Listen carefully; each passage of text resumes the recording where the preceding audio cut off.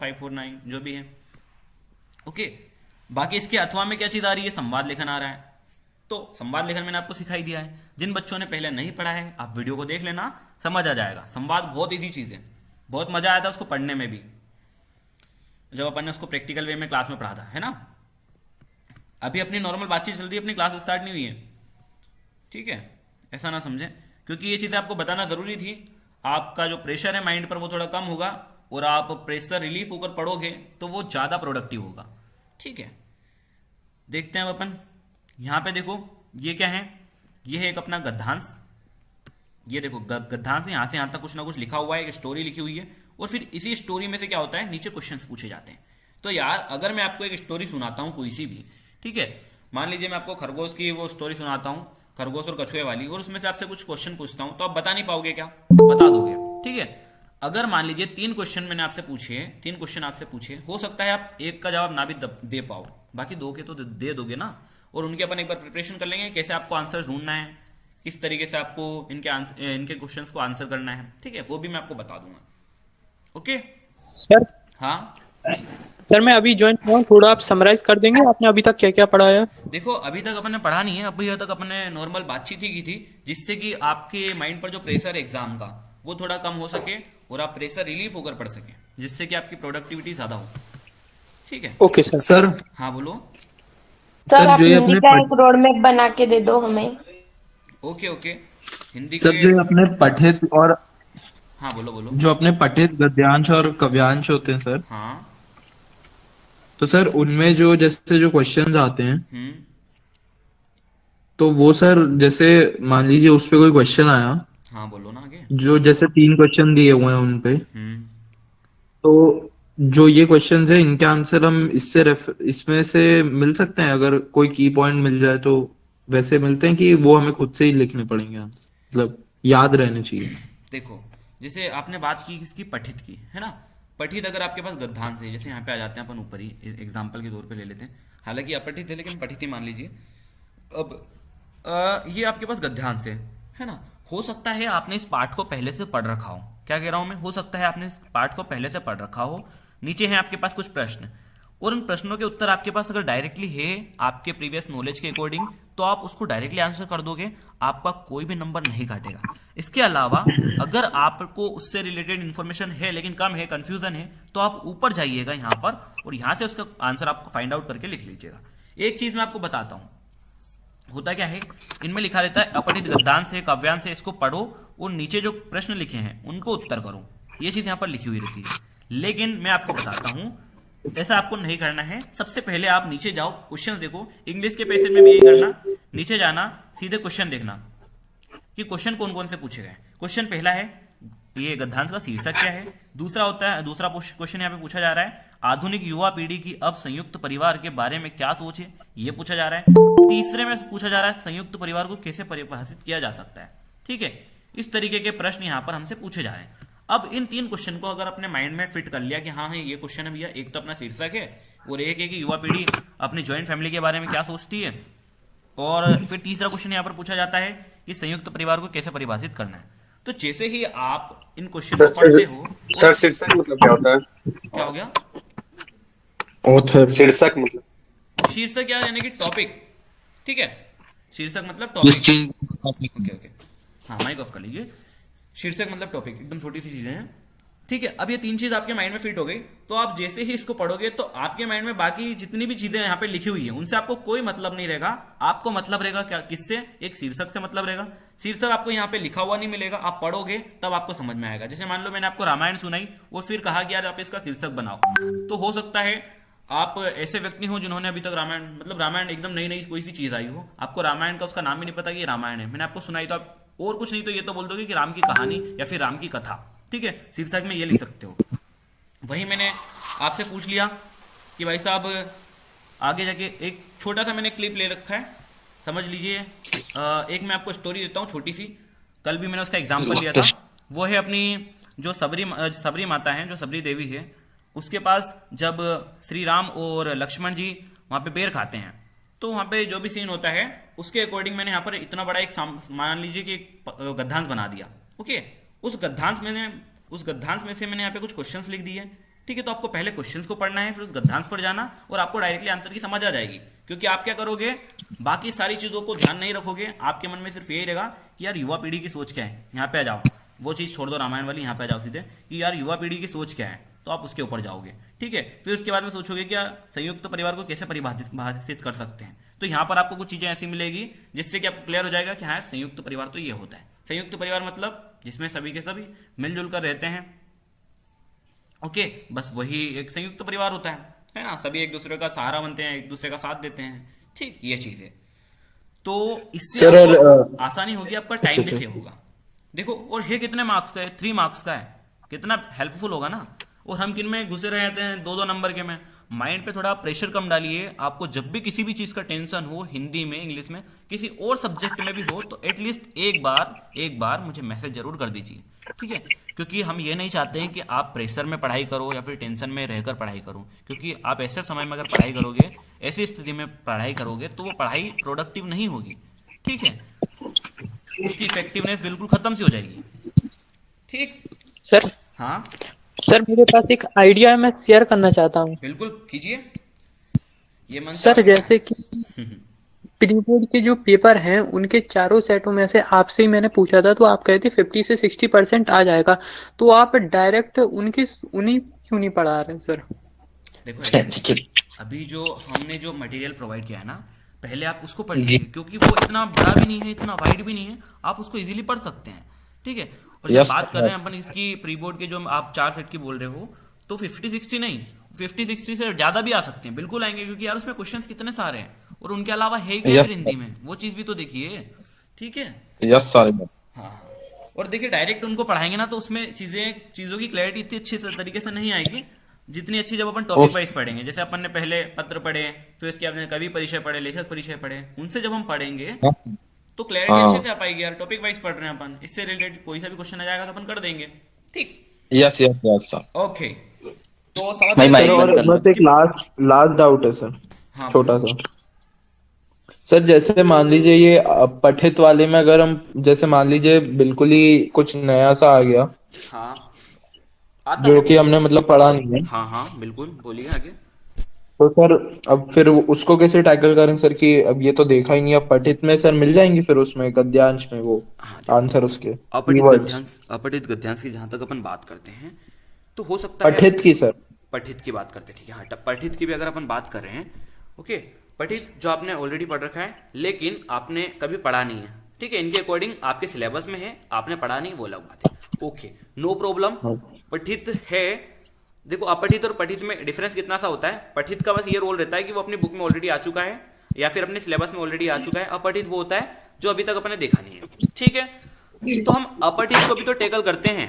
अपठित को करते हैं कि नहीं, अनसीन पैसेज को करते हैं कि नहीं करते हैं? नहीं मतलब सर वैसा ना हो कि मतलब वैसा तो नहीं होगा, मैं पूछूं कि उनने मान लीजिए ये गद्यांश में कुछ दिया और क्वेश्चन थोड़े अलग पूछ नहीं, लिया ऐसा उससे। कभी नहीं होगा। जो गद्यांश में जो भी यहाँ पर चीजें दी गई है, जो भी यहाँ पे कंटेंट दिया है, जो भी कॉन्सेप्ट दिया है, उसी में से कुछ ना कुछ यहाँ पर क्वेश्चन आपसे वो लोग पूछे लेंगे। मतलब सर जैसे जैसे अपठित को टैकल कर रहे हैं उसी तरह से पठित को भी करें। बिल्कुल एज इट इज। और कई बार क्या होता है यार कि हाँ पठित जो गद्यांश होते हैं ना, अपने को चैप्टर की समरी पहले से याद होती है, तो आप वहां पे क्या कर सकते हैं, अपना टाइम बचाने के लिए डायरेक्ट क्वेश्चन को आंसर कर दो। आपको पता है कि हाँ भैया ये इसके ऊपर डिपेंडेंट है, ये इसके ऊपर डिपेंड है ना, तो आप डायरेक्टली बता सकते हो कि हाँ यार ये तो अपने उस पार्ट से है। लुट्टन का यहाँ पे पूछा जा रहा है कि लुट्टन ने कौन से किस पहलवान को मारा था, आप डायरेक्टली चांसिंग लिख दो, पढ़ो मत भले ही ऊपर। ठीक, ये चीज है। चलो, तो अब अपन अपनी मेन क्लास स्टार्ट करते हैं। ये तो हो गई अपनी सारी की सारी बातें। और आई थिंक ये जो चीजें अपन कर रहे हैं ना, ये जो अपन ने बातें करी, ये पढ़ने से भी ज्यादा इफेक्टिव होगा आपके लिए। अभी तक जो अपन ने देखा यहाँ पे कि यार कौन कौन सी चीजें, कितनी सारी चीजें हैं जो अपने इस एग्जाम को काफी ज्यादा आसान बना देगी। ठीक, तो इन चीजों का थोड़ा ध्यान रखा करो। परेशानी आए, प्रॉब्लम आए, टेंशन हो किसी चीज का, तो बिल्कुल हमारे साथ शेयर किया करो। अब हम आपके साथ शेयर करते हैं अपनी स्क्रीन। उसमें अपन पढ़ेंगे आज भाषा बोध का थोड़ा सा कार्यक्रम। टैब, ठीक है, मैं देख लेता हूं कोई और स्टूडेंट अपने पास बैठा हुआ तो नहीं वेटिंग रूम में। चलिए ठीक है, सभी को अपने ज्वाइन कर लिया है।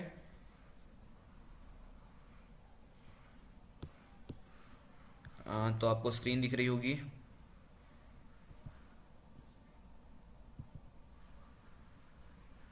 हाँ हाँ, माइक माइक ऑफ कर लीजिए, माइक ऑफ कर लीजिए।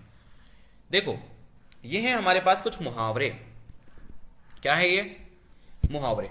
मुहावरे एक ऐसी चीज है जिनसे अपन बहुत बहुत बहुत ज्यादा फेमिलियर है, क्योंकि हम अभी से नहीं, लगभग 5वीं क्लास से मुहावरे पढ़ते आ रहे हैं। ठीक है, 5वीं क्लास से, और देखते तो उनसे भी पहले से आ रहे हैं। जब अपन कार्टून भी देखा करते थे पोगो पर, तब भी अपने को ये चीज देखने को मिलती थी, अंधे की लाठी, अंगूठा दिखाना, आंखें फेरना। ठीक, तो इनसे हम बचपन से ही फेमिलियर हैं, तो इनको आंसर करना आसान होता है। लेकिन कई बार क्या होता है यार, कि हमें चीजें समझ तो आती है, लेकिन हम उसे लिख नहीं पाते हैं। फॉर एग्जाम्पल, आप देखो यहाँ पे दूसरा जो मुहावरा है, अपने पैरों पर खड़ा होना। अपने पैरों पर खड़ा होना, अगर यहाँ पर स्वावलंबी नहीं लिखा होता, कोई बताएगा मुझे स्वावलंबी का मतलब क्या होता है? माइक ऑन करके बता सकता है कोई? स्वावलंबी का मतलब क्या होता है? स्वयं पर अपने निर्भर, पैरों पर खड़ा होना। ठीक है, स्वयं पर निर्भर था। स्वयं पर निर्भर होना है ना, स्वयं पर निर्भर होना, स्वयं पर निर्भर होना, आत्मनिर्भर होना। ठीक है, ये चीजें। तो कई बार क्या होता है, हमारे पास, हमारे दिमाग में कोई सा वर्ड फिट नहीं होता है कि यार अपने को पता तो है अपने पैरों पर खड़ा होना मतलब कि हाँ बस अपने पैरों पर खड़ा होना भाई, सब कुछ अपने दम पर चलेगा, हम अपने हिसाब से मैनेज कर सकते हैं ये चीज। लेकिन उसको क्या हम यहाँ पे लिख सकते हैं? जब वो बोलते हैं कि मुहावरों का अर्थ बताइए, फिर बाद में वाक्य में प्रयोग कीजिए, तो वाक्य में तो आप प्रयोग कर दोगे, लेकिन कई बार क्या होता है कि हम उसका अर्थ एक या दो शब्द में नहीं बता पाते हैं ठीक से, है ना? बात समझ में आ गई सभी को? तो Yes. इसलिए मुहावरे को भी अपने को लाइटली एकदम नहीं लेना चाहिए। जितने मुहावरे हैं एक बार सभी के ऊपर अपने को नजर डाल लेनी चाहिए। ओके, तो चलिए मुहावरे अपन पढ़ लेते हैं, देख लेते हैं। अक्ल का दुश्मन। अक्ल का दुश्मन मतलब वो व्यक्ति जो कि मूर्ख है ना, जो कि एकदम मूर्ख है, जिसको किसी भी चीज की कुछ समझ ही नहीं है। तो इसलिए अपन यहाँ पे डायरेक्टली लिख सकते हैं अक्ल का दुश्मन यानी कि मूर्ख व्यक्ति। सलीम से इस कार्य की आशा ना करो भैया, सलीम से तो उम्मीद ही मत करो कि ये काम कर लेगा, वह तो अक्ल का दुश्मन है ना, वो तो एकदम क्या है, अक्ल का दुश्मन है। चलो, अपने पैरों पर खड़ा होना मतलब स्वावलंबी होना, आत्मनिर्भर होना। ठीक है, ये चीज आप यहाँ पर लिख सकते हो, अपने पैरों पर खड़ा होना यानी कि स्वावलंबी होना या फिर आत्मनिर्भर होना। अब इसको अगर आप वाक्य में प्रयोग करना चाहोगे तो सबसे ज्यादा पॉपुलर यही चीज है कि भैया जब तक पैर पर खड़े नहीं होंगे तब तक शादी नहीं करेंगे, है ना? वो चीज यहाँ पर है, अपने पैर पर खड़े होने के बाद ही शादी करना उचित है। अंधे की लाठी बहुत पुराना है और बहुत सभी को याद भी होगा जहां तक मुझे लगता है। अंधे की लाठी मतलब जिसका एकमात्र सहारा होता है। श्रवण कुमार अपने माता पिता के लिए अंधे की लाठी था, है ना, यानी कि उनके पास तो कुछ और सहारा ही नहीं था, सबका सब उनका हर एक कार्य श्रवण कुमार किया करते थे। यहाँ तक कि आगे की स्टोरी आपको पता है क्या क्या किया उन्होंने। ओके, तो उस चीज के बारे में अपन यहाँ पर ज्यादा जिक्र नहीं करेंगे। अंगूठा दिखाना मतलब क्या होता है? धोखा देना। अंगूठा दिखाना मतलब धोखा देना। ओके, अपना काम निकल जाने पर रमेश ने मोहन को अंगूठा दिखा दिया। इसका एक काम करो, मैं देखता हूँ कौन कौन यहाँ पर अंगूठा दिखाना। राहुल सिंह, माइक ऑन कीजिए और एक अंगूठा दिखाने को लेकर वाक्यों में प्रयोग कीजिए, जो अभी अपन ने पढ़ा इसको छोड़कर। अभी जो हमने पढ़ा है ना, इसको छोड़कर बताना है आपको। ये सर 2 मिनट। सर मैं बताऊं क्या? आज 2 मिनट, अभी राहुल को मौका मिला है तो उन्हें बता देने दीजिए, फिर आपकी बारी आएगी तब आप बता देना, है ना? सिंपल है, सभी के चांस आएंगे। राहुल सिंह, आप तो माइक ही ऑफ कर बैठे यार। चलो ठीक है, हो सकता है कोई प्रॉब्लम हो। सर अभी याद नहीं आ रहा। हाँ हाँ ठीक है, कोई बात नहीं, नहीं समझ अभी आपको, आपके माइंड में नहीं आ रहा, कोई बात नहीं। ठीक है अविनाश, आप बताइए। अभी तो विनय गौरव ने भी हैंड रेज कर रखा है। विनय चलो आप बता दो। विनय आप बता दीजिए।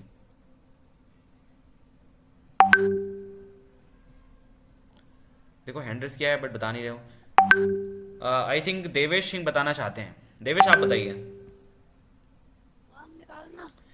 आदित्य अग्रवाल, काफी ज्यादा लेट ज्वाइन हो गए आप, बहुत ही लेट हो गए आज तो। यस। ठीक है, तो आदित्य, सर मैं बताऊं क्या? आदित्य, चलो आदित्य अभी लेट आया, आदित्य से ही सीधे पूछते हैं। आदित्य, आपके सामने दिख रहा है एक मुहावरा, अंगूठा दिखाना। अंगूठा दिखाना मतलब क्या होता है? सर मुझे याद आ गया, मैं बताऊं? याद आ गया? कहीं से देखा तो नहीं ना आपने? Be honest. No sir. हाँ ठीक है, फिर बता दीजिए, बताइए जल्दी। समीर ने एग्जाम में मुझसे पूछकर मुझे अंगूठा दिखा दिया। ओके, बहुत बढ़िया, बहुत बहुत जोरदार चीज कही आपने, है ना? होता है एग्जाम में। हमसे पूछा जाता है, हम बता देते हैं, फिर हमारी बारी आती है, दूसरे से अपन पूछते हैं तो ढीले पड़ जाते हैं।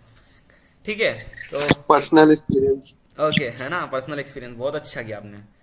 हाँ, तो आपके आपके साथ जो बीता हुआ है आप उसको भी यहाँ पे लिख सकते हैं। ऐसा कोई जरूरी नहीं है कि आपको यही लाइन लिखनी है, तभी तो मैंने कहा कि आप बताइए, आप बताइए। सभी से अपन पूछेंगे, सबके अलग अलग विचार आएंगे। हो सकता है किसी का बहुत ही सिंपल हो तो अपन उसी को रख लेंगे, जैसे भी आपने बता दिया कि भाई साहब एग्जाम में उसने पूछा और फिर मुझे अंगूठा दिखा दिया। ठीक है, चलो, अंगूठा दिखाना हो गया। आंखें फेरना मतलब ध्यान न देना। किसी चीज को अगर अपन इग्नोर कर रहे हैं तो इसका मतलब क्या हो रहा है, ध्यान न देना। मेरी माँ की मृत्यु के बाद मेरे मामाओं ने मुझसे आंखें फेर ली। ठीक है, माँ की मृत्यु के बाद मामाओं ने मुझसे आंखें फेर ली। अब आपके साथ भी ऐसे कई सारे केसेस होते हैं। ओके, कि कुछ समय कोई टाइम ऐसा आता है कि जो आपके फ्रेंड होते हैं वो आपसे आंखें फेर लेते हैं, आपको आपसे मिलना छोड़ देते हैं, आपसे बातें करना तक पसंद नहीं करते हैं। क्यों? क्योंकि एग्जाम आ जाती है ना। इसके अलावा और भी कई सारे कारण हो सकते हैं। या फिर हो सकता है कि अब आपके पास कुछ हो ही ना। जैसे कई सारे रहते हैं कि यार चलो रहने दो, ज़्यादा अंदर नहीं जाते हैं अपन डीप में, एक ही मुहावरे में इतना घुसेंगे तो मज़ा नहीं आएगा। आंखों का तारा होना। आंखों का तारा होना मतलब कि अत्यधिक प्यारा होना, अत्यधिक प्यारा होना। ये सबसे ज़्यादा माँ के ऊपर ही जमता है। ठीक है, कि सोहन अपनी विधवा माँ की आंखों का तारा है। ठीक है, सबसे ज़्यादा ये माँ के ऊपर ही जमता है, क्योंकि माँ का आंखों का तारा उसका बच्चा ही होता है, उसकी बच्ची होती है। ठीक है, तो इसमें आप माँ का ही लिखेगा हमेशा, अगर जब भी आपसे पूछ लिया जाए। ओके, आंख में धूल झोंकना मतलब इसका मतलब भी धोखा देना होता है। तो आपको धोखा देने के दो मिल चुके हैं। कौन कौन से? एक तो आंखें फेरना और एक हो गया आंख में धूल झोंकना। ओके, न्यायालय जाते समय चोर सिपाही की आंख में धूल झोंक कर भाग गया। ओके, बस। और देखो, आंखों पर पट्टी बांधना मतलब अनजान बनना, है ना, कि यार हमको तो पता ही नहीं था ऐसा कुछ। ओके, बेटा चोरी करने लगा फिर भी उसके माता पिता आंखों पर पट्टी बांधे हुए थे। चलो, अब किसी और स्टूडेंट को देते हैं मौका, उनसे कहेंगे कि चलो भाई साहब बताओ, आंखों पर पट्टी बांधना, इसका आपको किसी वाक्य में प्रयोग करना है इस मुहावरे का। पहले सभी हैंड ओवर कर लो, फिर उसके बाद में हैंड रेस करना, कौन कौन बता सकता है, फिर हम उनमें से सिलेक्ट करेंगे किसी को भी। ठीक है, हैंड रेस कर सकते हैं अब आप, जिन जिन को भी आता है वाक्य में प्रयोग करना। राहुल ने हैंड रेस किया है, यश शाह ने हैंड रेस किया है, और कोई नहीं कर रहा है यार। देवांशु, आदित्य, आप नहीं कर सकते क्या? दीपक गेमर, दिव्या, हर्ष, ईशान, काफ़ी सारे बच्चे हैं। ठीक है, तो मेरे पास अभी 2 हैंड रेस आए थे। आदित्य ने कर दिया है, अविनाश ने कर दिया है, राहुल सिंह ने कर दिया है। सबसे पहले आई थिंक राहुल सिंह ने किया था। सो राहुल, आप ही बता दीजिए। राहुल बताएं। सड़क में एक्सीडेंट होता है, सड़क में एक्सीडेंट होने के बावजूद सब लोग अपनी आंखों में पट्टी बांधे हुए, है ना। ठीक है, तो ऐसी हॉस्पिटल चीजें भी ले आप लिख जाने के सकते हैं। बाद। हाँ हाँ, बिल्कुल ऐसी चीजें भी आप लिख सकते हैं अनजान बनने के लिए। लेकिन कुछ ज़्यादा इफेक्टिव होना चाहिए। जैसे जो आपने पहला बताया था हमको, वो ज़्यादा इफेक्टिव लग रहा था। ये है, अच्छा है, लेकिन उतना इफेक्टिव नहीं है। तो आप ऐसा बिल्कुल लिख सकते हैं कि कई बार क्या होता है यार, माता पिता भी ऐसी कोशिश करते हैं कि बच्चों को इग्नोर कर देते हैं। इग्नोर इन द सेंस कि वो क्या कर रहे हैं इन चीज़ों पर ध्यान ही नहीं देते हैं। ओके, तो वो चीज़ यहाँ पर लिखी हुई है कि बेटा चोरी करने लगा फिर भी उसके माता पिता अपनी आंखों पर पट्टी बांधे बैठे थे। आग बबूला होना। आग बबूला होना सबको पता है, बहुत क्रोधित होना। बहुत क्रोधित होना, इसका तो कोई भी बना देगा यार। बताओ किस कौन कौन बना सकता है वाक्य में प्रयोग? ठीक है, निशु रजावत, आप बताइए।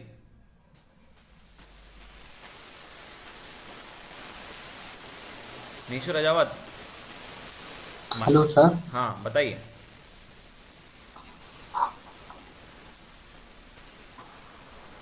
चलिए एक हेलो। काम, हाँ एक काम कीजिए, आप रहने दीजिए आई थिंक, और बता रहे हैं तो जल्दी बता दीजिए ताकि अपन आगे बढ़ सकें। अच्छा, आग बबूला होने का मतलब है कि क्रोधित होना। पेपर में कम मार्क्स आने पर पापा आग बबूला हो गए। ओके, बहुत बढ़िया, ये चीज़ भी सही है ना। रामायण का भी कोई सा किस्सा उठा सकते हैं।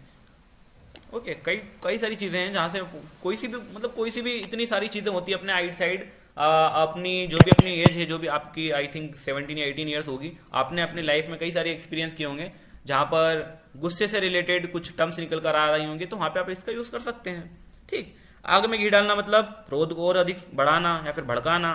ठीक है, फिर देखो आस्तीन का सांप मतलब निकट का शत्रु, कि यार वो आपके साथ ही रहता है, आपके साथ ही घूमता फिरता है, आपसे प्यार भरी बातें करता है, लेकिन माइक माइक ऑफ कर लीजिए अपना,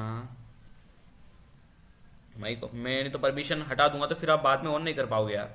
ओके, इसलिए मैं कहता हूँ कि आप स्वयं से माइक ऑफ कर लीजिए करें, ठीक है, ताकि जैसे आपको डाउट आया पूछ भी लें। आस्तीन का सांप सभी को पता है निकट का शत्रु, लोगों को आस्तीन के सांप से सदा सावधान रहना चाहिए, ठीक है। ईद का चांद होना मतलब बहुत दिनों बाद दिखना, तुम तो भाई ईद के चांद हो गए, ठीक 2 साल बाद मिल रहे हो, कहाँ थे इतने दिन, ठीक है। ये चीज़ें आप लिख सकते हैं ये अपने ईद के चांद में। इसके अलावा आप अपने एक्सपीरियंस पर भी यहाँ पर बना सकते हैं कुछ भी। ईंट का जवाब पत्थर से देना मतलब जैसे को तैसा। ओके, सो ये कुछ मुहावरे थे जो अपन ने पढ़े अभी तक। मुहावरे बहुत ज़्यादा इंपॉर्टेंट हैं, इनको आप एक बार और देख लेना जब भी आपको फ्री टाइम मिले। कुछ टाइम नहीं लगेगा, जैसे भी यहाँ पे अपन क्या कर रहे थे, बच्चों से भी पूछवा रहे थे, तो इसमें थोड़ा ज़्यादा टाइम लग जाता है। हम पता है क्या करेंगे, जब इसको सीधे ओपन करेंगे और एक बार पढ़ने लगेंगे तो कुछ नहीं, 10 मिनट के मुहावरे नहीं है ये। क्रिया विशेषण देखिए, क्रिया विशेषण चीज़ यहाँ पर आ चुकी है। क्रिया विशेषण से पहले आपको पता होना चाहिए विशेषण, विशेषण क्या होता है। तो कौन बताएगा विशेषण क्या होता है, हैंड रेस कर लीजिए एक बार। क्रिया विशेषण से पहले आपको पता होना चाहिए विशेषण क्या होता है। आदित्य को पता है, और किस किस को पता है, और किसी को नहीं पता क्या? चलो आदित्य बताओ फिर विशेषण क्या होता है। जो सर किसी चीज की विशेषता को बताता है। बहुत सिंपल है ना। अगर मान लीजिए आपसे एग्जाम में भी ये क्वेश्चन पूछ लिया जाता है कि विशेषण को परिभाषित कीजिए, विशेषण की परिभाषा लिखिए, तो आप क्या लिखेंगे, किसी संज्ञा या सर्वनाम की जो वर्ड जो शब्द विशेषता बताता है उसे हम क्या कहते हैं, विशेषण कहते हैं, ठीक है। एग्जाम्पल के तौर पर क्या कहेंगे आप, फटाफट माइक ऑन कीजिए और बताइए एग्जाम्पल क्या देंगे।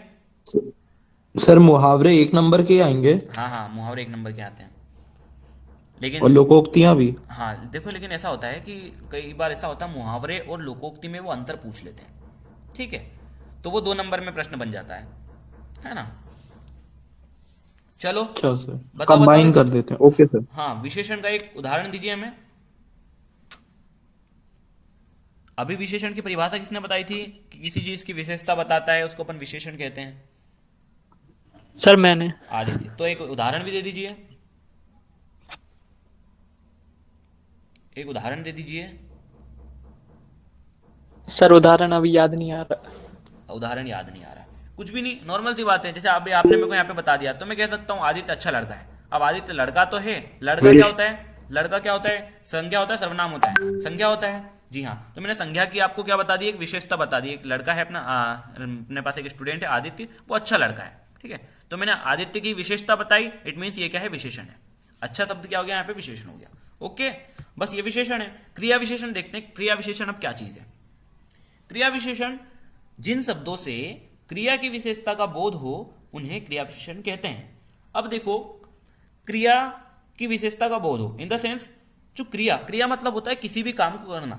फॉर एग्जाम्पल, आप खा रहे हैं, आप पी रहे हैं, या फिर नाच रहे हैं, या फिर चल रहे हैं, दौड़ रहे हैं, कुछ भी आप कर रहे हैं, गेम खेल रहे हैं, ओके, पढ़ाई कर रहे हैं, ये चीजें क्या हो गई, क्रिया के अंदर आ जाती है। किसी भी काम को करना, चाहे आप कुछ भी काम नहीं कर रहे हो तब भी कुछ ना कुछ कर रहे होंगे। फॉर एग्जाम्पल, आप सो रहे हो तब भी क्या है, जो स्लीपिंग, सोने को इंग्लिश में क्या बोलते हैं अपन, स्लीपिंग।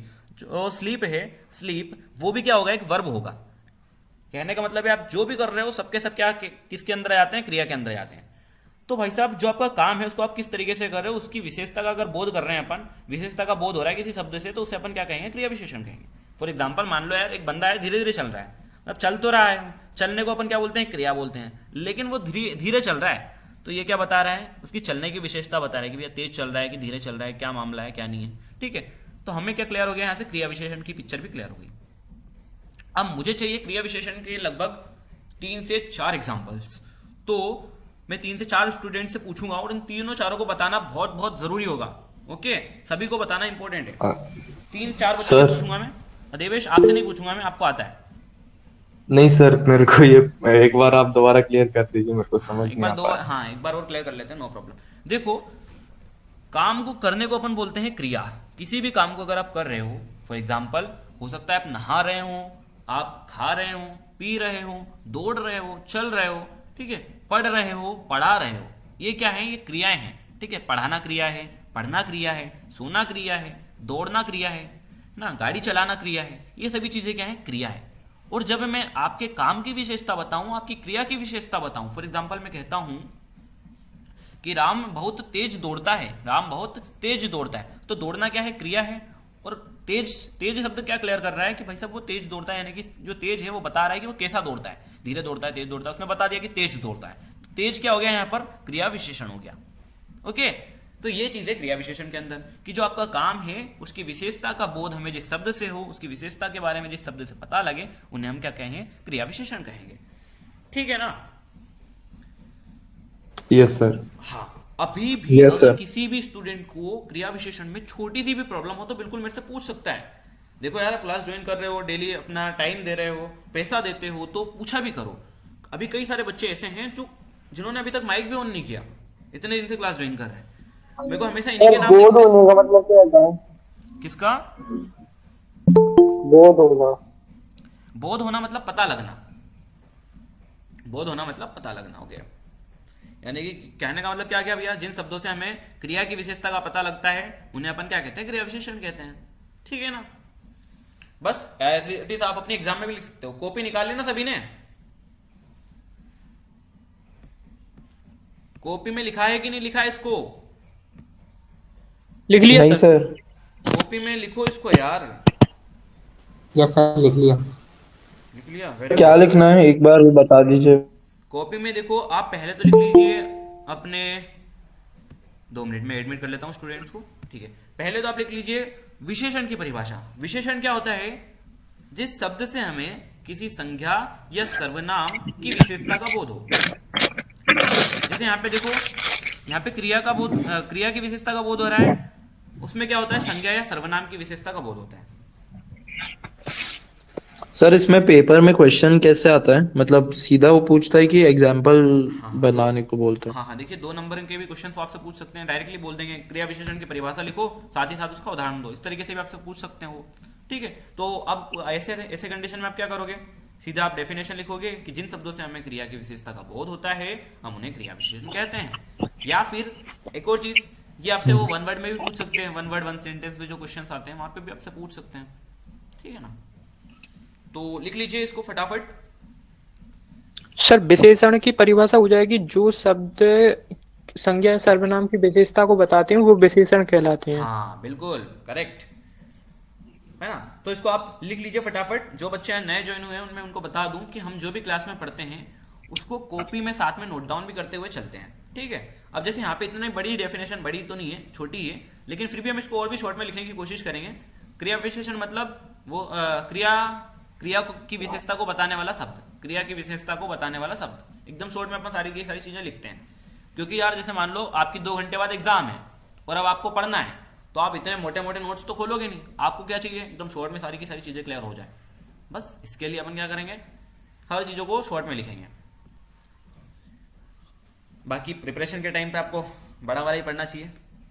एक चीज से मैं बहुत ज्यादा डिसअपॉइंटेड हूँ यार यहाँ पर, वो ये था कि अपन ने क्या है, एक हिंदी इंग्लिश के क्विज ग्रुप बना रखा है, एमपीबी इंग्लिश क्विज करके एक ग्रुप बनाया है, चैनल बनाया है। वहां पे मैंने आपको कुछ क्विज दिए थे, जिसमें पहला क्वेश्चन पूछा था किस पत्र में विषय नहीं लिखा जाता है। ठीक है, किस पत्र में अनौपचारिक। अनौपचारिक। अनौपचारिक। अनौपचारिक में अपन विषय नहीं लिखते हैं, औपचारिक पत्र में हमको विषय लिखना होता है। लेकिन अनौपचारिक में। हाँ अनौपचारिक में ना, लेकिन लगभग इस पे आए थे 39 वोट्स। 39 में से 7 स्टूडेंट्स ऐसे थे जिन्होंने औपचारिक पत्र पर टिक किया। तो भाई साहब क्या कर रहे थे आप, इतने सो रहे थे क्या यार? मैं आपको कितनी बार हाईलाइट करके बताया कि औपचारिक पत्र में विषय लिखा जाता है, अनौपचारिक में नहीं लिखा जाता। ठीक है, तो ध्यान रखा करो इन चीजों का। उसके बाद दूसरा था हमारा कि which of the following question answered in a box. अभी आपके पास नहीं दिख रहे हैं क्वेश्चन, ऐसा मत सोचना कि यहाँ पे कुछ क्वेश्चन दिख रहे हैं, स्क्रीन पर नहीं दिख रहे हैं। यहाँ तो आपको वही डेफिनेशन दिख रही है, लेकिन क्वेश्चन बता रहा हूँ। टेलीग्राम चैनल पे जो अपना क्विज आया था उसमें पूछा था कि भैया इनमें से कौन सा क्वेश्चन ऐसा होता है जिसको हम बॉक्स में आंसर करते हैं, बॉक्स बनाते हैं उसके अंदर आंसर करते हैं। तो क्या होना चाहिए बताओ सभी, माइक ऑन करके। क्या होता है? पोस्टर होता है, नोटिस भी होता है। ठीक है, लेकिन यहाँ पे मैंने ऑप्शन दिए थे 4, article, formal letter, informal letter और पोस्टर। तो देखो इस पे आए थे लगभग 42 वोट्स, जिनमें से 11 बच्चे ऐसे थे जिन्होंने आर्टिकल पे किया। और मैंने आपको कल क्या बताया था कि आर्टिकल आर्टिकल जो होता है यहाँ पर कुछ भी अपने को कुछ भी फॉलो नहीं करना होता है, फॉर्मेट वगैरह कुछ भी। यहाँ पे सिर्फ हमें क्या करना होता है, जो भी अपने माइंड में इंफॉर्मेशन है उस टॉपिक से रिलेटेड उसको डायरेक्टली हम 1 बाय 1 लिखते जाते हैं, ठीक है। फिर भी उसके बाद में आर्टिकल पे 26% वोट यानी कि 11 बच्चों ने आंसर किया है। फॉर्मल लेटर 3 ने कर दिया, 2 ने इनफॉर्मल कर दिया। तो जो भी चीज़ें अपन पढ़ रहे हैं ना उसको यार हमको ज़रूरत है कि हम उसको कंटिन्यूसली रिवाइज भी करते चलें, जैसे ही अपनी क्लास खत्म हो वैसे ही अपन उसको रिवाइज कर लें। अब बाकी सारी चीज़ें छोड़ दो, आप इंस्टाग्राम चलाना छोड़ दो, और जो भी आप सोशल मीडिया पे जहाँ पे भी जुड़े हो, यूट्यूब पर भी जितना कम हो सके उतना कम जाओ। आपकी बोर्ड एग्जाम से रिलेटेड कोई सी भी इंपॉर्टेंट इन्फॉर्मेशन होगी तो हम आपको प्रोवाइड करा देंगे। लेकिन अगर आप स्वयं से जाओगे यूट्यूब पर तो वहाँ पे क्या होता है, कई सारी चीज़ें आपके सामने खुल जाती है। तो मन करता है कि चलो यार आज इनका एक नया पॉडकास्ट आ गया, पॉडकास्ट देख लेते हैं, नया वीडियो आ गया, आज इनका नया वीडियो देख लेते हैं, धर्मेंद्र बिलोटिया की कॉमेडी आ गई, चलो ये देख लेते हैं। तो ये चीज़ अपने को नहीं करनी है, यस सर। क्योंकि हमें सर पता है- ये अपनी हिंदी की 3rd क्लास है ना? हाँ हाँ जी, 3rd क्लास। तो सर वो 2nd क्लास में मिस हो गई थी मेरे सेकंड से। क्लास बिल्कुल उसका वीडियो। सर हाँ बोलो। सर हाँ हाँ सर बाकी इंग्लिश की सर शाम के टाइम लगेगी सर? हाँ हाँ, इंग्लिश की शाम के टाइम अपनी क्लास लगेगी, ठीक है। कितने बजे? देखो अभी सर ये बोलता है तो मेरे को हंसी आने लगती है। हाँ हाँ, अरे कोई नहीं, उसकी आवाज़ है ना बस बच्चे जैसी है और कुछ नहीं है। अच्छी आवाज़ है, वैसे प्यारी आवाज़ है आपकी। 4 बजे अपनी क्लास रहती है इंग्लिश की, लेकिन देखो अभी जो क्लास है अपनी थोड़ी अभी और लंबी खिंचाएगी हिंदी की, तो अपन 4 से उसको 4:30 के आसपास शिफ्ट कर लेंगे इंग्लिश वाली क्लास को, ठीक है, ताकि आपको भी हाँ थोड़ा सर रेस्ट कोई मिल जाए। दिक्कत नहीं। हाँ सर एक हाँ? बात सुनो सर। हाँ बोलो। सर एक बात बोलनी थी। हम्म। 5 से 6 मेरी कोचिंग रहती है सर, क्या करनी है? 5 से 6 आपकी कौन सी कोचिंग रहती है? सर अकाउंट्स की। हाँ तो ऐसा करना, आप रिकॉर्डेड लेक्चर देख लेना, है ना। Okay sir. ओके देखो सर वो 2nd एक बार आप क्लास के बाद देख लीजिएगा 2nd लेक्चर का। सेकंड लेक्चर का क्या बताना है आपको? वो रिकॉर्डिंग का आप एक बार हाँ देख देखिए, उसकी लीजिएगा क्लास रिकॉर्डिंग के मैंने बाद। अपलोड कर दी है अनलिस्टेड करके, तो मैं उसकी लिंक आपको सेंड कर दूंगा, ठीक है। हाँ सर, लेकिन सर आज की पीडीएफ जरूर डाल देना सर ओके ओके, इसकी। पीडीएफ। हाँ देखो, अगर मैं कुछ भूल जाता हूँ पीडीएफ वगैरह डालना तो आप मुझे मैसेज कर दिया करो तुरंत। हाँ देखो, सर आज की डाल देना और सर अगर सर आप जैसे आप शॉर्ट नोट्स का बोल रहे हो तो अगर आप थोड़े से शॉर्ट नोट्स प्रोवाइड करवा सकते हो क्या सर, जैसे ये जो छोटी छोटी चीजें इन सब के? हाँ देखो ऐसा होता है कि यार जैसे मैं अगर यहाँ पे प्रोवाइड कराऊंगा तो बिल्कुल मैं आपको प्रोवाइड करा सकता हूँ, लेकिन अभी जो अपना क्लास का टाइमिंग है, जैसे यहाँ पे अपन ने क्रिया विशेषण के बारे में पढ़ा, तो आपको हाँ। इसके बारे में सिर्फ इतना सा लिखना है कि क्रिया की विशेषता को बताने वाला शब्द। तो इसमें कितना टाइम लगता है अपना? मुश्किल से 5 सेकेंड। और इसको अगर आप स्वयं से बनाओगे तो आपको याद भी ज्यादा टाइम तक रहेगा, ठीक है। तो इसलिए मैं कह रहा हूँ कि ये जो शॉर्ट नोट्स हैं इन्हें आप बनाओ और फिर मुझे बनाकर भेजा भी करो। तो उससे क्या होगा, मैं भी देखूंगा कि हाँ यार कौन कौन बच्चा किस तरीके के नोट्स बना रहा है, शॉर्ट नोट्स बनाने में कौन एकदम माहिर बन चुका है। आपसे जैसे बन रहे हैं वैसे बनाओ, नो प्रॉब्लम, क्योंकि वो आपके हैं, अपने खुद के होना ओरिजिनल होते हैं ना, तो बस उन पे विश्वास सर। करो। हाँ सर। अब ओके अब सर, सभी ओके बच्चे सर, माइक आप ऑफ पढ़ा कर लो, दीजिए। अब अपन थोड़ी देर बाद बात हाँ करेंगे। हाँ एक minute sir, sir, mike off. Sir जैसे मैं प्री बोर्ड के क्वेश्चन से सॉल्व कर रहा हूँ तो मुझे अगर कोई क्वेश्चन नहीं मिलता तो मैं आपको व्हाट्सएप पे सेंड कर दूंगा, तो आप सॉल्यूशन प्रोवाइड कर जी जी दीजिएगा। बिल्कुल, मैं आपको सॉल्यूशन प्रोवाइड करूंगा। एक बच्चे ने मुझे मैसेज भी किए थे 2 क्वेश्चंस, तो एक का तो मैंने तुरंत दे दिया था, और सर, एक मैं का ही मेरे को था बनाना वो। है तो उसमें थोड़ा टाइम लगेगा, मैं भेज दूंगा उसको भी। मैं ही था वो। अच्छा ईशान है क्या आप? ठीक है, नहीं, आदित्य। आदित्य हैं, ओके ओके। अब देखो तीसरा क्वेश्चन था अपने उसी में टेलीग्राम चैनल पे कि अलंकार किसमें लिखे जाते हैं। तो मैंने भाव पक्ष और कला पक्ष में बताया था आपको कि भाई साहब भाव पक्ष में ये बताता है कवि कि भाव पक्ष में अपन ये चीज लिखते हैं कि कवि का उद्देश्य क्या है, कवि किस चीज को लेकर कविताएं लिखता है, ये चीज अपन ने पढ़ी थी भाव पक्ष में, किस रस कौन सा रस रहता है। और कला पक्ष में क्या होता है कि कौन से छंद का प्रयोग करता है, वो कौन से अलंकार का प्रयोग करता है, उसकी भाषा शैली क्या है। फिर भी कई सारे बच्चों ने क्या किया, 39 बच्चों ने आंसर किया है, देखना आप 39 बच्चों ने किया है, 10% यानी कि 4 बच्चों ने आंसर किया है साहित्य में स्थान। बहुत बढ़िया। भाव पक्ष और भाव पक्ष लिखने वाले 13 बच्चे और 22 बच्चे हैं जिन्होंने सही आंसर दिया है कला पक्ष, ठीक है। तो थोड़ा ध्यान रखा करो यार, अपने माइंड को यहाँ पर प्रेजेंट रखा करो क्लास में। और फिर उसके बाद अपन ने मुकेश वाला, तो मुकेश वाले में तो हद कर दी सभी ने। Mukesh wanted to become an engineer, इसमें यहाँ पे लिखा था मैंने कि मुकेश एक इंजीनियर बनना चाहता था, नहीं वो मोटर मैकेनिक बनना चाहता था, ठीक है, मोटर मैकेनिक बनना चाहता था। तो यहाँ पर लगभग 60% बच्चे ऐसे हैं, 60% यानी कि 24 ने आंसर किया कि हाँ बिल्कुल वो इंजीनियर बनना चाहता है, और 16 बच्चे थे जिन्होंने नो किया कि हाँ इंजीनियर नहीं बनना चाहता था, ठीक है।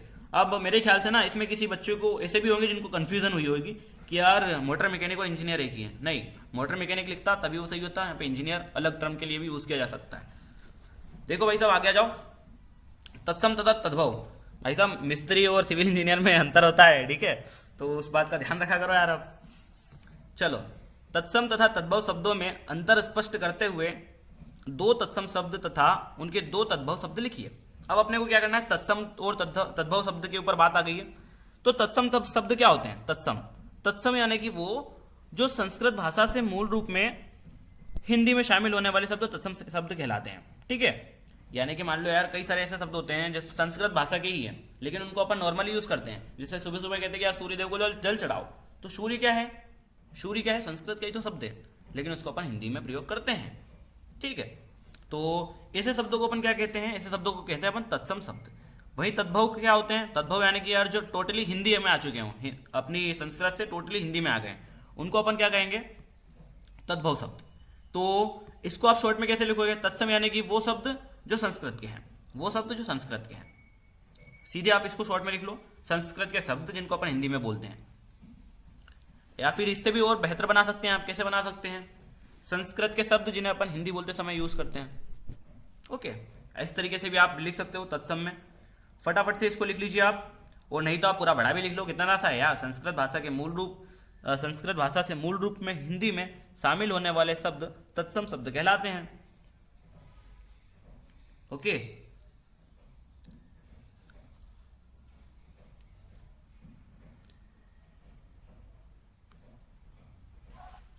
तो संस्कृत के शब्द जिसे हम क्या, देखो संस्कृत भाषा के जो शब्द होते हैं उनको हिंदी, हाँ, उनको जब अपन हिंदी भाषा में यूज करते हैं, हिंदी भाषा में प्रयोग करते हैं संस्कृत भाषा के शब्दों को, तो उन्हीं शब्दों को अपन क्या कहते हैं? तत्सम शब्द कहते हैं, ठीक है। ये आपके सामने डेफिनेशन दिख रही डायरेक्ट। सर मतलब हाँ बोलो। सर मतलब वे शब्द जो अन्य भाषाओं के हैं और अपने मूल रूप में हिंदी में प्रचलित हैं। अन्य नहीं, आप संस्कृत लिखिए, ठीक है। संस्कृत भाषा के जो शब्द अच्छा, हैं, हाँ सर वही पूछ रहा था सर। हाँ ठीक है, संस्कृत लिख लीजिए आप। जो संस्कृत भाषा के शब्द हैं फिर भी अपन उनको हिंदी में प्रयोग करते और हैं, जो उन्हें क्या कहते हैं अपन? उन्हें कहते हैं अपन यही तत्सम शब्द। मूल रूप में हिंदी में सर ऐसा भी प्रचलित। दे सकते हैं हाँ सर। कैसा? बताइए। सर तद्भव देते हैं और उसमें कन्वर्ट करने को शब्द दे दें। हाँ हाँ बिल्कुल दे तत्सम में। सकते हैं, बिल्कुल दे सकते हैं, ठीक है। अब देखो तद्भव शब्द, तद्भव शब्द क्या है भाई साहब? वो है संस्कृत के, लेकिन उनको अपन ने हिंदी में कन्वर्ट कर दिया, परिवर्तित कर दिया। देखो ट्रांसलेट कर दिया। संस्कृत भाषा से उत्पन्न किंतु मूल रूप में कुछ परिवर्तित होकर हिंदी भाषा में शामिल होने वाले शब्द तद्भव शब्द कहलाते हैं।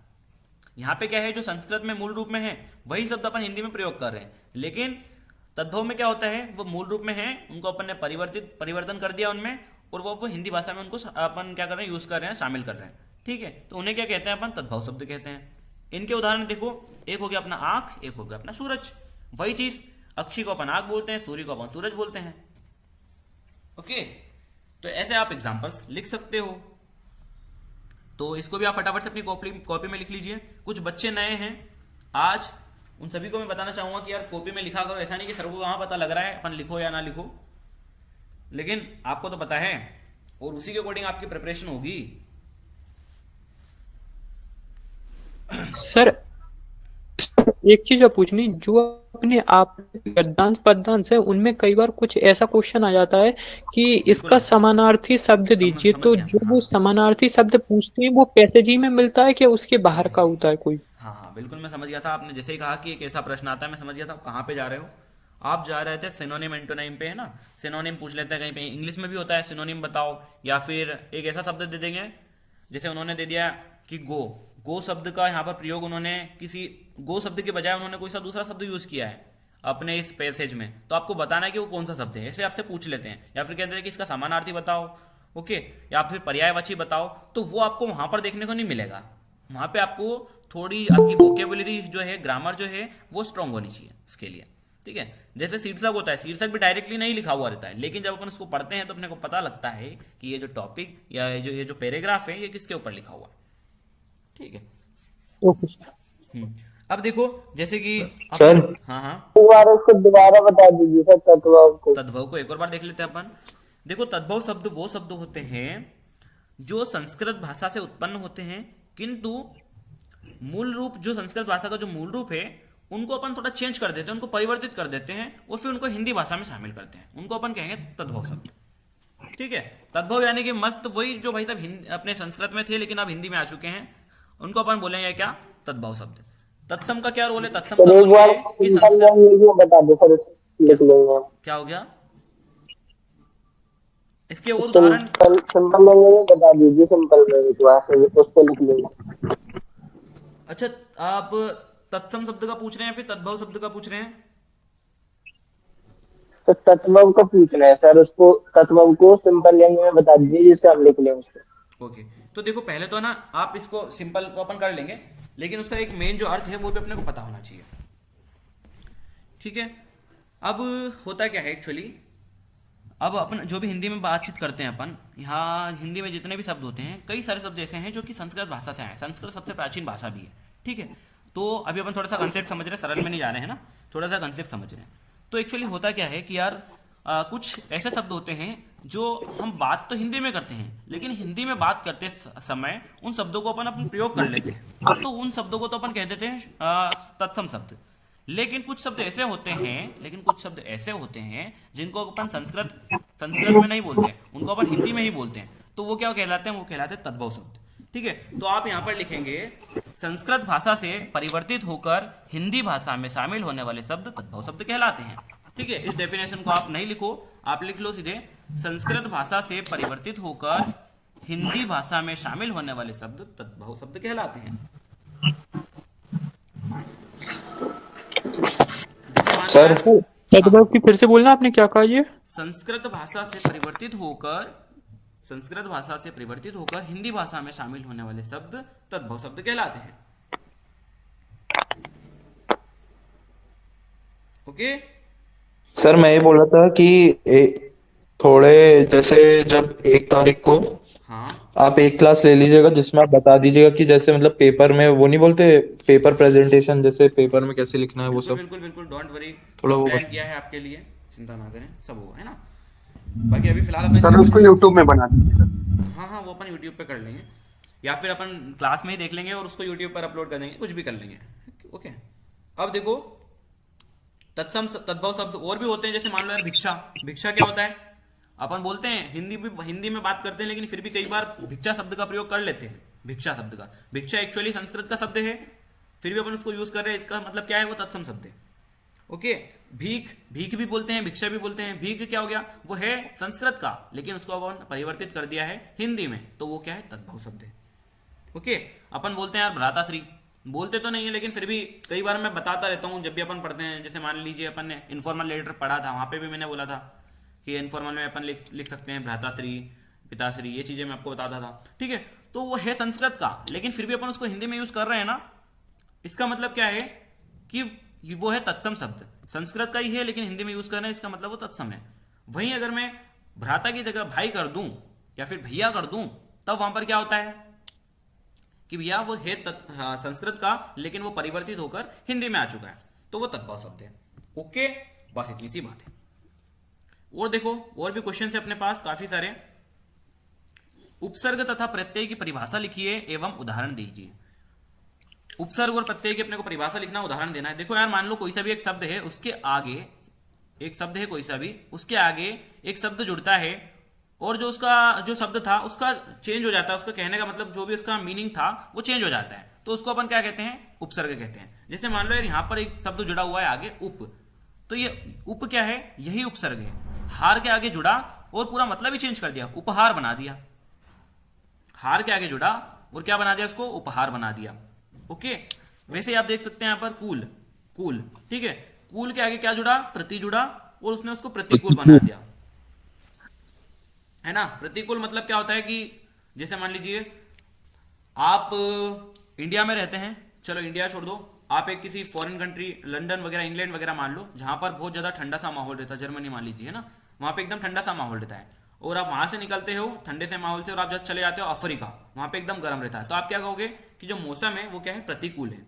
मौसम अपने प्रतिकूल है, क्योंकि अपन ठंडे में रहते हैं और आज अपन गर्म में आए हैं, मौसम प्रतिकूल है, फेवरेबल नहीं होना।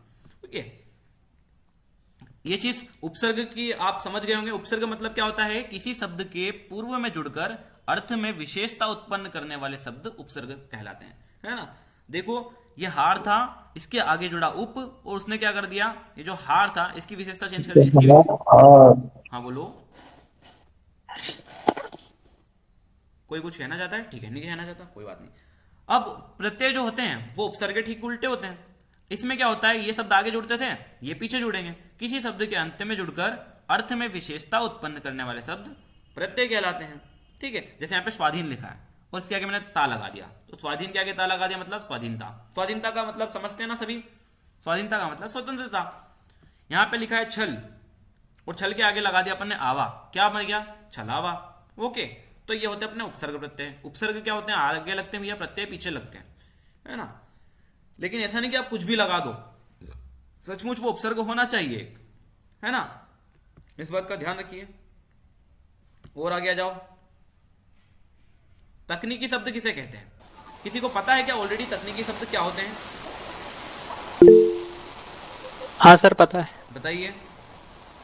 जो सर किसी विशेष, जैसे कि किसी विशेष सब्जेक्ट के लिए जो वर्ड यूज किया जाता है, जैसे कि फिजिक्स में गुरुत्वाकर्षण, तो वो उसके लिए तकनीकी शब्द, क्योंकि वो कहीं और पे यूज नहीं कर सकते अपन। बिल्कुल सही कहे आप। ठीक है, तो जो भी अपने ज्ञान विज्ञान के क्षेत्र में जो भी नए नए शब्द उभर कर आए हैं उन्हीं को अपन तकनीकी शब्द कहते हैं। इसकी अगर अपन प्रॉपर डेफिनेशन की बात करें तो प्रॉपर डेफिनेशन यहाँ पर लिखी हुई है। तकनीकी शब्द वह शब्द है जो किसी निर्मित अथवा खोजी गई वस्तु अथवा विचार को व्यक्त करता हो। ठीक है, यहीं पे देखो, कोश ग्रंथों के अनुसार तकनीकी शब्द किसी ज्ञान विज्ञान के विशेष क्षेत्र में एक विशिष्ट तथा निश्चित अर्थ में प्रयुक्त किया जाता है। जैसे मैंने कह दिया पाई, पाई PI पाई, जिसकी वैल्यू क्या होती है 3.14, है ना, 22/7। तो पाई क्या है, तकनीकी शब्द है। ठीक है, वो क्या है, खोजा गया है। पाई की वैल्यू खोजने में बहुत टाइम लगा था, है ना। तो वो चीज़ है भाई साहब। जो शब्द यहाँ पे देख सकते हैं आप, बढ़िया से इसकी डेफिनेशन लिखी हुई है। तकनीकी शब्द वह शब्द हैं जो किसी निर्मित, या तो उसका निर्माण किया गया हो या फिर उसकी खोज की गई हो, निर्मित अथवा खोजी हुई वस्तु तथा विचार। वस्तु भी हो सकती है भाई साहब, विचार भी हो सकता है। ठीक है, कोश ग्रंथों के अनुसार तकनीकी शब्द किसी ज्ञान विज्ञान के विशेष क्षेत्र में एक विशिष्ट तथा निश्चित अर्थ में प्रयुक्त किया जाता है। ओके, इसके एग्जाम्पल्स की अपन बात करें तो इसके काफी सारे एग्जाम्पल्स हो सकते हैं। एग्जाम्पल्स कैसे कैसे हो सकते हैं, जैसे मान लो यार स्टाम्प हो गया, है ना, शपथ पत्र, जैसे शपथ पत्र कह सकते हैं अपन। इसके अलावा जमानत कह सकते हैं। ओके, चांसलर कह सकते हैं। ऐसे काफी सारी चीजें होती, कुलाधिपति जिसको अपन हिंदी में कहेंगे। ओके, ऐसे काफी सारे शब्द है। पुलिस, ठीक है, पुलिस भी एक क्या है, तकनीकी शब्द है। ये सभी शब्द क्या होते हैं, तकनीकी शब्द होते हैं। आप उदाहरण लिखना मत भूलिएगा। ठीक है, तो तकनीकी शब्द की आप सबसे पहले परिभाषा लिख लीजिए। हाँ भाई, कोई कुछ कहना चाहता है? सर एक डाउट है। हाँ हाँ बोलो। सर मतलब इससे नहीं है, एक मतलब पत्र से रिलेटेड है। तो पत्र से रिलेटेड तो आप मुझसे बाद में पूछिएगा, बिकॉज अभी जो चीजें चल रही है अपन उसी के रिलेवेंट पढ़ेंगे, तो अपना टाइम भी सेव होगा और प्रोडक्टिविटी ज्यादा होगी। हाँ सर, व्हाट्सएप कर दो। Yes sir. ओके, तो ये था तकनीकी शब्द का मामला। इसके आप कुछ वो भी लिख लीजिएगा एग्जाम्पल्स, जैसे कि मैंने आपको बताए हैं, अभी बताए थे। ज्ञापन हो गया, है ना, न्यायालय हो गया, अपराध हो गया, ये सब क्या है, ये हैं तकनीकी शब्द। कॉमेडी हो गया, ठीक है, न्यूट्रिशंस, ये सभी क्या है, अपने तकनीकी शब्द है। किसी को और किसी ने बच्चे ने मिस कर दिया हो तो मैं उनके लिए और रिपीट करना चाहूंगा। आप लिख सकते हैं मैनेजर, लिख सकते हैं। ओके, मैनेजर के अलावा निर्देशक लिख सकते हैं। ठीक है, फिल्म बनाई जाती है, उनके निर्देशक होते हैं, डायरेक्टर जिसे अपन कहते हैं। स्कूल में भी होते हैं डायरेक्टर, उन्हें अपन निर्देशक कहते हैं। ओके, इसके अलावा सर्वेक्षक भी ना, इसके अलावा होते हैं क्या, इसके अलावा सर्वेक्षक, हाँ बिल्कुल, सर्वेक्षक भी होते हैं। ओके, जो क्या करते हैं, सर्वे करने का कार्य करते हैं सब दूर। और भी होते हैं, जैसे मजिस्ट्रेट आप एग्जांपल ले सकते हैं, वैध बोल सकते हैं आप, अवैध बोल सकते हैं। ये सब क्या है, सर बहुत है। हाँ बस ठीक है, समझ गए ना आप। बस माइंड में पिक्चर फिट होनी चाहिए कि कहने का मतलब क्या है। उदाहरण भी पूछेंगे, वो यहाँ पे लिखा हुआ नहीं लेकिन पूछेंगे। अब देखो पर्यायवाची पर आ जाते हैं। पर्यायवाची बचपन से ही अपने को पूछे जाते हैं, जब अपन छोटी छोटी कक्षा में हुआ करते थे तब से पूछ रहे हैं, तो बहुत आसान है। पर्यायवाची देखो, आंख क्या आप लिख सकते हैं, लोचन, नेत्र, नयन।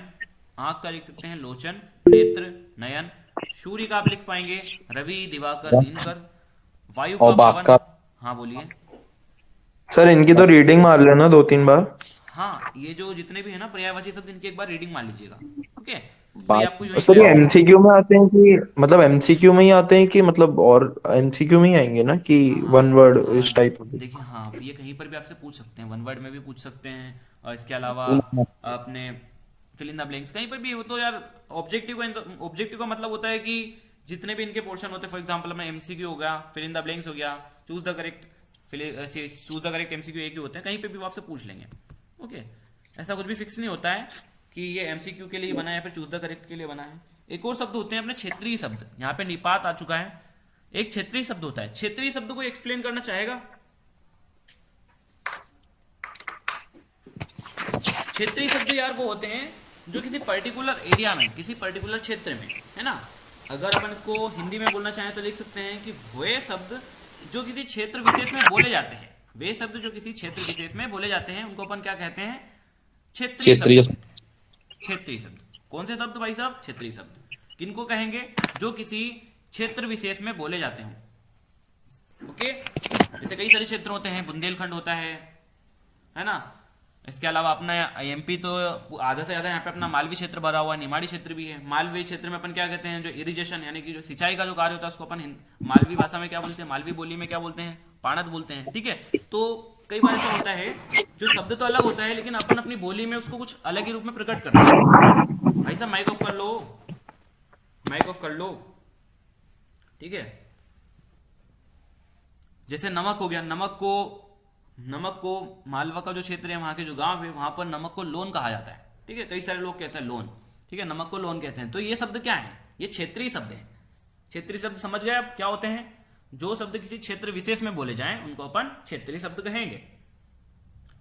क्लियर? जैसे एक होता है गमछा, गमछे को कोई अंगोछा भी कहते हैं। ठीक है, तो अंगोछा क्या बन गया? यहाँ पर क्षेत्रीय शब्द बन गया। क्लियर? अभी जो आज अपन चीज पढ़ रहे हैं ना, ये 12 नंबर की है, बहुत आसान है, 12 नंबर की है, तो इसका आप थोड़ा सा इंपॉर्टेंट समझिए और लिखते हुए भी चलिए साथ में। ये जो अपने पर्यायवाची गए इनको भी लिख लो, और अभी क्षेत्रीय शब्द की जो मैंने आपको परिभाषा बताई उसको भी लिख लो, उसके उदाहरण भी लिख लो। क्षेत्रीय शब्द के उदाहरण, क्षेत्रीय शब्द की परिभाषा कैसे लिखोगे बताओ मुझे। सर क्लास खत्म होते ही सर पीडीएफ भेज देना। हाँ, पीडीएफ तो मैं आपको सेंड कर दूंगा। ये जो पीडीएफ है ना ऑलरेडी सेंड कर दी है। नहीं हुई सर, ये पीडीएफ जब अपन ने चैनल बनाया था ना तभी शेयर कर दी थी। आप देखना, ऊपर जाना, मिल जाएगी आपको। ठीक है सर। सर इस पीडीएफ में ही मतलब सब कुछ ही है ना, मतलब ग्रामर, राइटिंग, लिटरेचर, मतलब सब कुछ ही है ना। जब भी मैं कह रहा हूँ एकदम वरदान है यार, ये तो मजा आ जाएगा आपको। बस उसको सीरियस होकर पढ़ो। जो बच्चा इसको एकदम टोटली सीरियस होकर पढ़ेगा इस पीडीएफ को, मैं कह सकता हूँ 90 मार्क्स भी ला सकता है। पूरा डेडिकेशन लगा दो बस। ओके सर, फिर तो आज मैं, है ना। हाँ, ये बात। पहले क्षेत्रीय शब्द का बताओ मुझे, क्षेत्रीय शब्द की क्या परिभाषा लिख रहे हो? सर क्षेत्रीय शब्द मतलब ऐसे शब्द जो एक मतलब एक क्षेत्र में बोले जाते हैं। 2 मिनट, अब मैं किसी और से भी माइक ऑन करवाता हूँ, आप तो हमेशा बोलते रहते हैं। ओके, सो मैं पूछना चाहता हूं किससे, देखते हैं। ईशान शाहरुख का नाम 2 बार आ रहा है। निखिल आप बताइए क्या होते हैं क्षेत्रीय शब्द? सर जो एक क्षेत्र में बोले जाने वाले शब्द रहते हैं ना, जो हाँ, ठीक है, लोकल क्षेत्र लैंग्वेज विशेष में बोले जाने वाले शब्द क्षेत्रीय शब्द कहलाते हैं। ठीक है, हाँ सर, उदाहरण लोकल दीजिए आप लैंग्वेज। मुझे, उदाहरण दीजिए हाँ जल्दी सर। से। अभी हमने सर पढ़े थे। उदाहरण के लिए जैसे कोई बुंदेली शब्द भी होते हैं, काफी फेमस है। हाँ, उदाहरण तो कुछ ऐसा ध्यान में नहीं आ रहा अचानक से। ओके। सर जैसे कि परात, लोटा। हाँ, बिल्कुल बिल्कुल, परात हो गया। एक्चुअली झोला। होता वो थाली है, हम उसको परात बोल देते हैं। सिंचाई के कार्य थैला। को, सिंचाई को हिंदी में सिंचाई बोलते हैं। ठीक है, किसी क्षेत्र विशेष में, मालवा क्षेत्र में इसको पाणत कह देते हैं। ओके, हाँ। इस बात का आपको ध्यान रखना वेरी नाइस जी। है ना। नमक को लोन कह देते हैं, नमक को लोन कह देते हैं, तो वो भी आप क्या क्या लिख सकते हैं कि हाँ भाई साहब ये भी क्षेत्रीय शब्द के अंतर्गत ही आता है। ओके, सो ये उसके उदाहरण हो जाएंगे। चलो भाई साहब, निपात शब्द पर आ जाते हैं। निपात शब्द पर आ जाते हैं। निपात शब्द क्या होते हैं भाई साहब? जो वजन बढ़ा दे आपके शब्दों का, जो आपके शब्द हैं उनका वजन बढ़ा दे। जैसे ये देखो, किसी भी बात पर अतिरिक्त भार देने के लिए जिन शब्दों का प्रयोग किया जाता है उन्हें निपात शब्द कहते हैं। किसी भी बात पर अतिरिक्त भार देने के लिए जिन शब्दों का प्रयोग किया जाता है उन्हें निपात शब्द कहते हैं। जैसे भी, तो, केवल, ही। उदाहरण देखो मैंने यहाँ पर लिख रखा है, मैंने भी परीक्षा से 2 दिन पहले ही पढ़ाई की थी। यहाँ पर देखो भी जो है वो निपात शब्द है, ही जो है वो निपात शब्द है ना।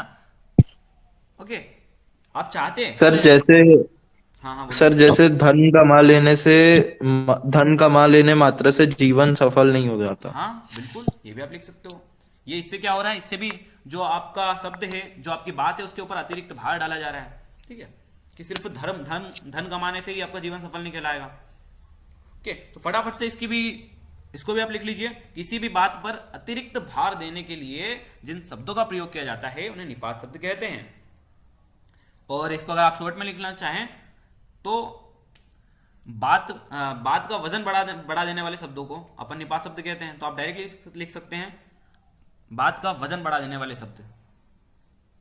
ठीक है, अब यहाँ और पे सर जो क्षेत्रीय भाषा होती है उसी को अपन राजभाषा भी कहते हैं ना। देखिए, क्षेत्रीय भाषा जो है उसको अपन राजभाषा कंसिडर नहीं कर सकते, क्योंकि क्षेत्रीय भाषा ना एक ही क्षेत्र में कई सारी हो सकती है। जैसे मध्य प्रदेश है, मध्य प्रदेश में भी काफी सारी क्षेत्रीय भाषा हो सकती है।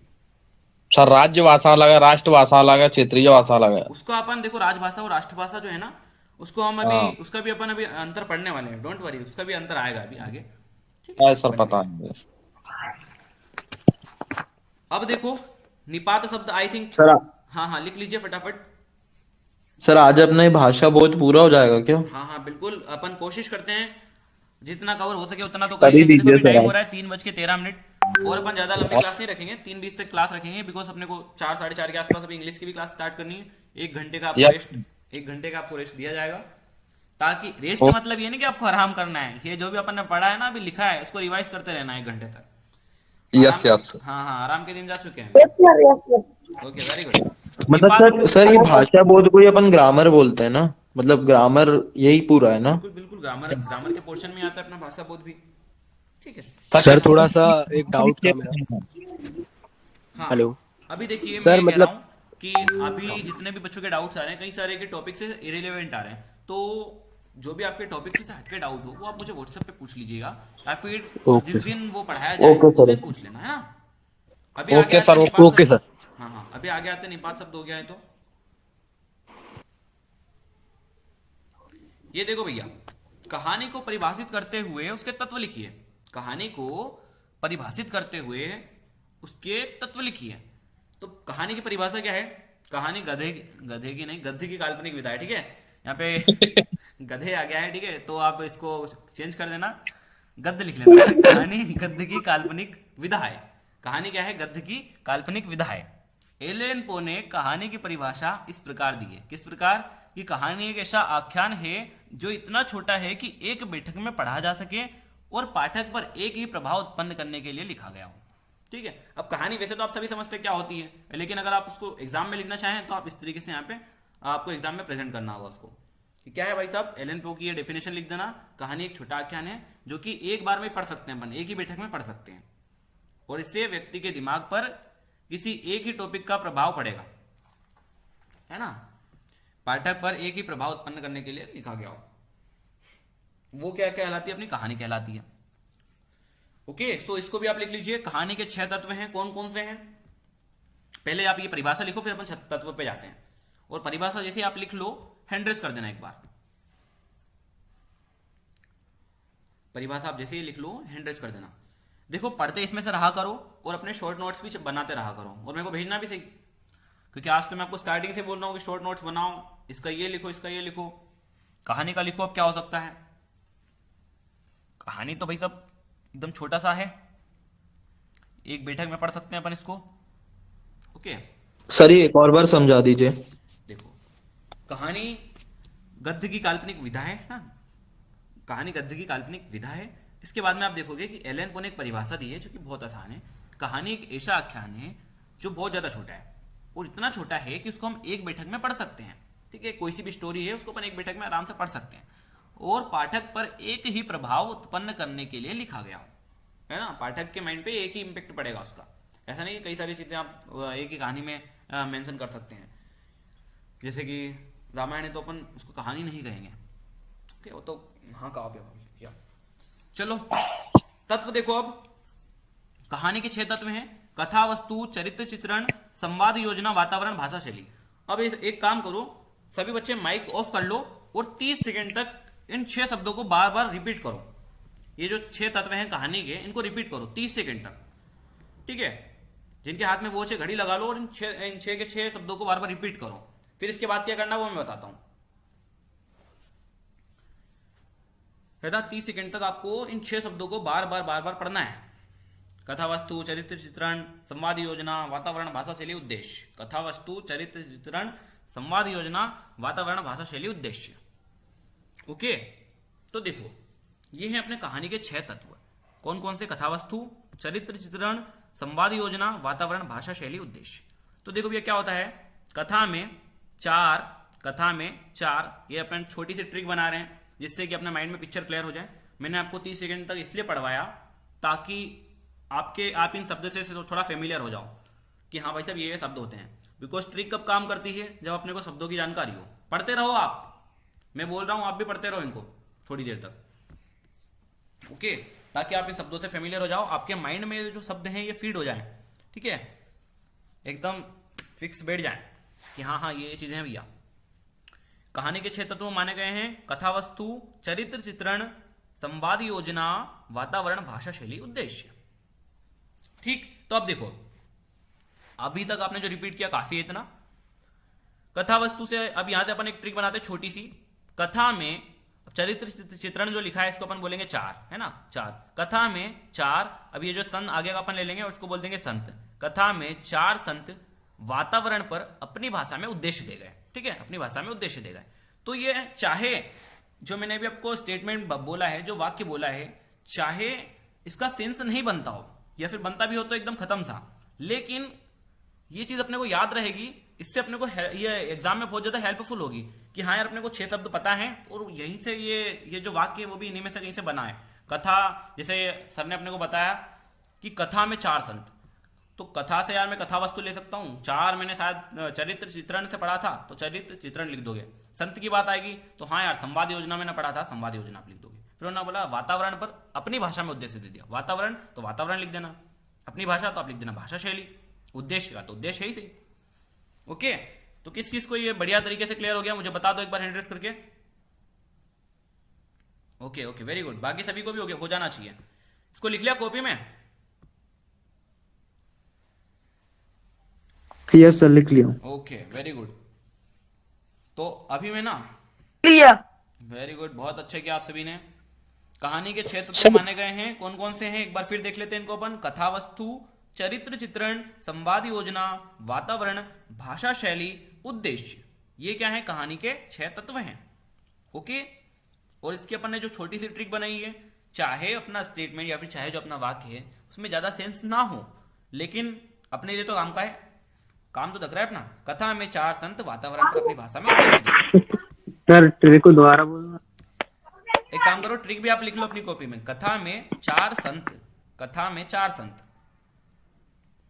और जब आप ट्रिक लिखते हो ना तो जो मेन शब्द होते हैं, जैसे कथा स्टार्टिंग में मैंने बोला कथा में, तो आप कथा को अलग पेन से लिख लो, मैं को अलग पेन से लिख लो।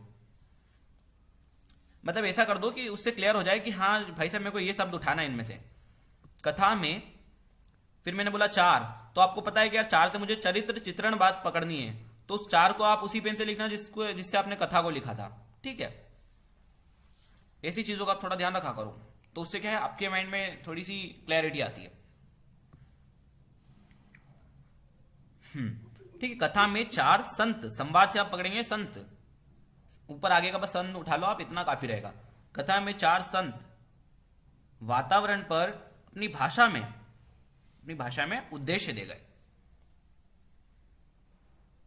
भाई सब कथा में क्या करे, कथा में 4 संत थे, उन्होंने क्या करा, वातावरण पर अपनी भाषा में उद्देश्य दे दिया कि हाँ हमें वातावरण को इस तरीके से रखना है, प्रिजर्व रखना है, नेचर अपना साफ होना चाहिए, ये चीज वो चीज, ठीक है।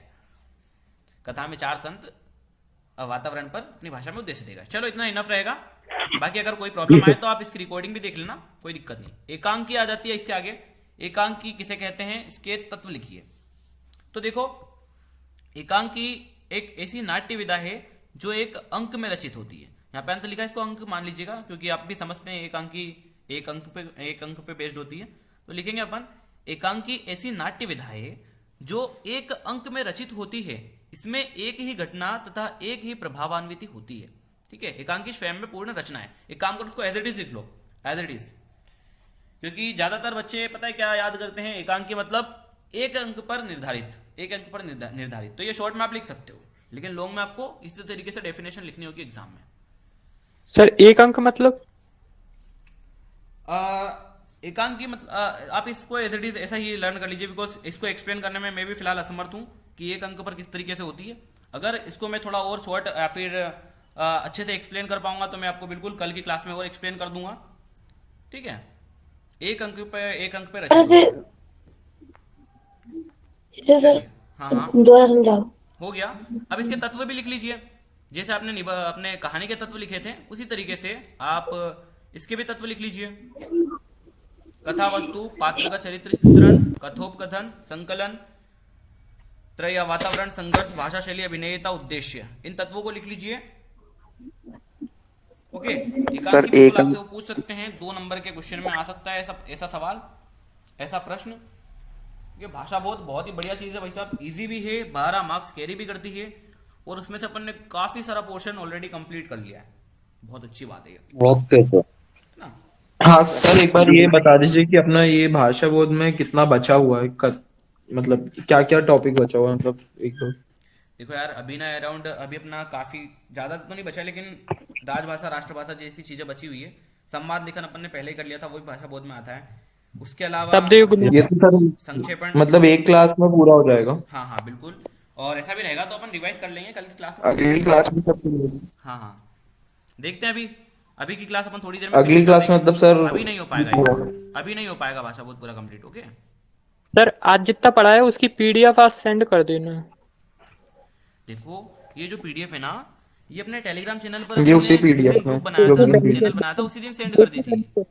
तो आप वो उसको तो डली है, लेकिन हम थोड़ा लेट आए थे तो हमें ऐसा लग रहा कि शायद कहीं एक आध टॉपिक हमारा छूट तो नहीं गया, तो फिर वो हम खुद से पढ़ लेंगे। हाँ देखो, जो टेलीग्राम चैनल होता है ना, उसमें आप चाहे कभी भी ज्वाइन करो उसको, आपको स्टार्टिंग से लेकर एंड तक सारा का सारा मटेरियल मिल जाता है, चाहे आपने पहले ज्वाइन किया हो या ना किया हो। ये व्हाट्सएप ग्रुप की तरह नहीं होता है कि जब हमने ज्वाइन किया तो उसके बाद जो उसमें मैसेजेस आ रहे हैं वही दिखेंगे, इसमें पहले के भी दिख जाते हैं जब वो चैनल क्रिएट किया गया था तब का। ठीक है, तो आपको मिल जाएंगे। चलो भाई साहब, अब मेरे ख्याल से आज के लिए अपन इतना ही रखते हैं, और अभी थोड़ी देर बाद ओके सर, वो सेकंड क्लास की रिकॉर्डिंग का देख लीजिएगा। हाँ बिल्कुल, इंग्लिश अभी हिंदी इंग्लिश सारी रिकॉर्डिंग आपको मिल जाएगी। अभी मैंने आपको लिंक सेंड कर दूंगा अभी मैं आपको। ओके, देखो अभी हाँ सर, लिंक सेंड कर कुछ क्वेश्चंस बचे हुए हैं, पहली तो वाली तो हाँ डली हुई। ओके। सो अभी अपनी क्लास रहेगी 1 घंटे। हाँ हाँ बोलो। सर ये जो आपने पीडीएफ प्रोवाइड की है ना, तो इसको अगर कम्प्लीटली पढ़ लेंगे तो कितने मार्क्स कैरी हो सकते हैं हमारे पेपर में? पूरे 100। हाँ हाँ मेरी बात सुनो, पहले आप इसको कंप्लीट कर लो पूरा, फिर मेरे से ये प्रश्न पूछना, ठीक है? Yes sir. अच्छे से इसको तबीयत से सर कंप्लीट वैसे कर फिर लो। भी कितने आ सकते हैं फिर भी? देखो 100। हाँ हाँ ठीक है, बता दिया भाई साहब ने। 110 भाई महीना ले रहा है। ओके, सो अच्छा, ऐसा मॉडल करो। पेपर और डाल देना टेलीग्राम पर। हाँ तो देखो, ये जो पीडीएफ है, ये जो मटेरियल प्रोवाइड किया गया ना, इसको आप पूरा शिद्दत से पढ़ लीजिए। आप बहुत ही बढ़िया स्कोर करेंगे, बहुत बढ़िया, मैं कह रहा हूँ। क्योंकि देखो पता है, ये चीज़ ना डिपेंड करती है स्टूडेंट के ऊपर भी कि मार्क्स कितने आने चाहिए, कितने नहीं आने चाहिए। जैसे कि आपको पता है कि क्लास में भी एक ही टीचर सभी को पढ़ाता है, लेकिन फिर भी सबके डिफरेंट मार्क्स आते हैं। ऐसे ही मटेरियल के साथ भी है। इस मटेरियल से स्टूडेंट अगर कुछ ज़्यादा डीप में जाकर पढ़ेगा तो हो सकता है वो 100 में से 98, 99, 97 मार्क्स भी लेकर आ जाए। कुछ स्टूडेंट ऐसे रहेंगे जो कहेंगे यार इतना बड़ा मटेरियल अपना, इसमें से ऐसा करते हैं, ये छोड़ देते हैं, ये पढ़ लेते हैं, ये छोड़ देते हैं, ये पढ़ लेते हैं। तो ऐसे केसेस में, ऐसे सिनेरियो में आपको देखने को मिल सकता है कि 80 नंबर का जो पेपर है उसमें से आपके 40-50 नंबर आ रहे हो। ठीक है, तो आई होप आपको सभी को आज की चीजें क्लियर हो गई होंगी। कल अपन फिर मिलेंगे। कल अपन जो भाषा बोध का पोर्शन है उसको पूरा कंप्लीट कर देंगे। सर हाँ बोलो। अकाउंट्स की कोचिंग मेरे को अटेंड करनी चाहिए क्या? आज की नहीं, रहने दो, मैं स्किप कर दूँ। किसकी? अकाउंट्स की सर। देखिए ये चीजें अपन इनके बारे में अपन बाद में बात हेलो करेंगे। सर। हाँ बोलो बोलो। सर कल 2 क्लास होगी ना? हाँ कल 2 हेलो क्लास सर। होगी अपनी हिंदी की। विनय कुछ पूछ अब रहे थे लग रहा है आप? सर हिंदी हो जाएगा, 2 चलो 2 क्लास मिनट में लगेंगी तो। रिकॉर्डिंग ऑफ कर देता हूँ, फिर अपन वार्ता करते रहेंगे थोड़ी देर।